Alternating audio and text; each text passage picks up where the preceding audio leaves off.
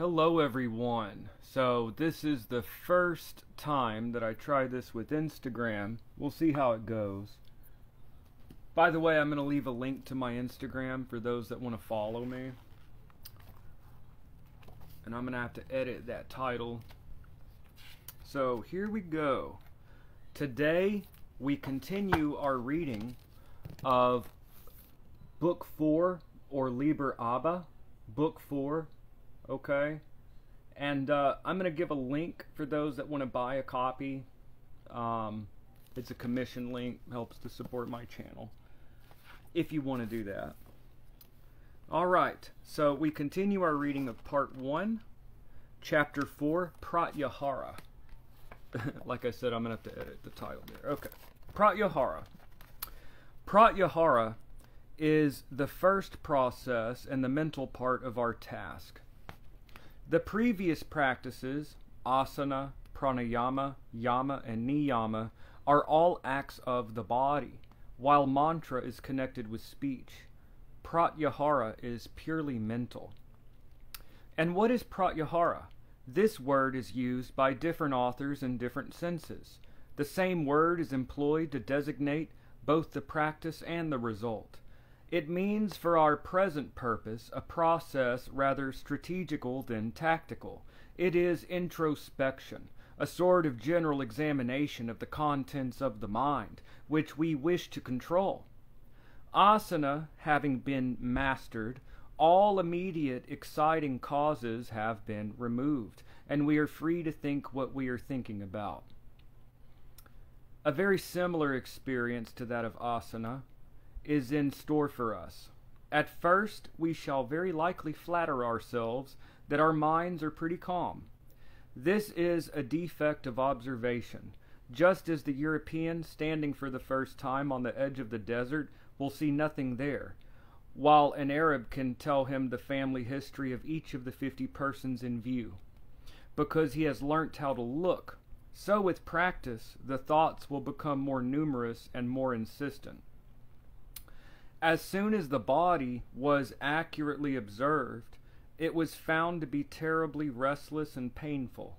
Now that we observe the mind, it is seen to be more restless and painful still. Okay.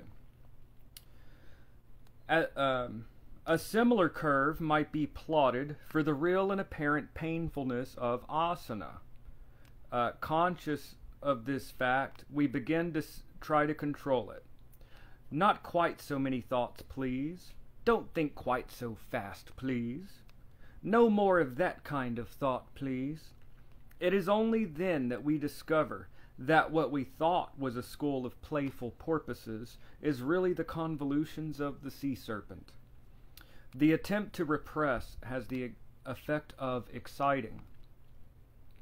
When the unsuspecting pupil first approaches his holy but wily guru and demands magical powers, that wise one replies that he will confer them, points out with much caution and secrecy some particular spot on the pupil's body, which has never previously attracted his attention, and says, "In order to obtain this magical power which you seek, all that is necessary is to wash 7 times in the Ganges during 7 days, being particularly careful to avoid thinking of that one spot."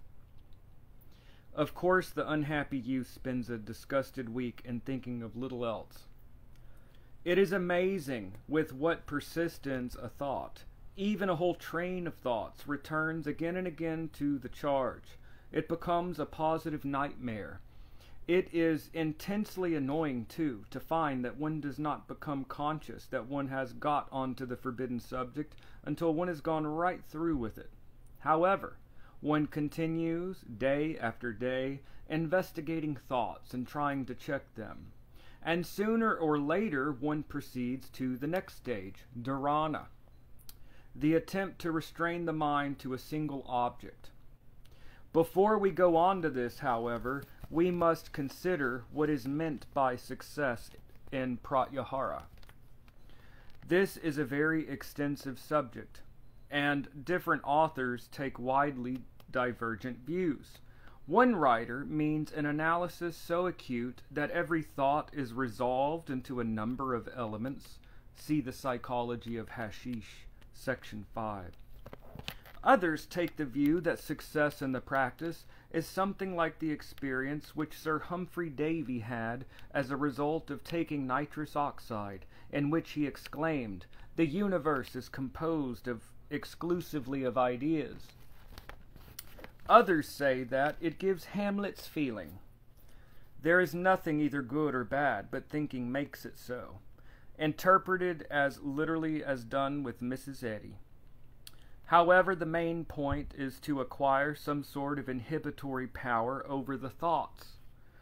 Fortunately, there is an unfailing method of acquiring this power. It is given in Liber 3. In sections 1 and 2 if sections 1 and 2 are practiced, if necessary, with the assistance of another person to aid your vigilance, you will soon be able to master the final section. In some people, this inhibitory power may flower suddenly in very much the same way as occurred with asana. Quite without any relaxation of vigilance, the mind will suddenly be stilled. There will be a marvelous feeling of peace and rest, quite different from the lethargic feeling which is produced by overeating. It is difficult to say whether so definite a result would come to all, or even to most people. The matter is one of no very great importance. If you have acquired the power of checking the rise of thoughts, you may proceed to the next stage, which is the next chapter, Dharana. Once again, that was chapter 4, Pratyahara, which is taken from part 1, Mysticism, of Liber Abba, or ABA, book 4. Okay, and I highly recommend this book. This is one of those occult classics. I highly recommend. Yep, that is the reading of Liber Abba, and one of those really important texts.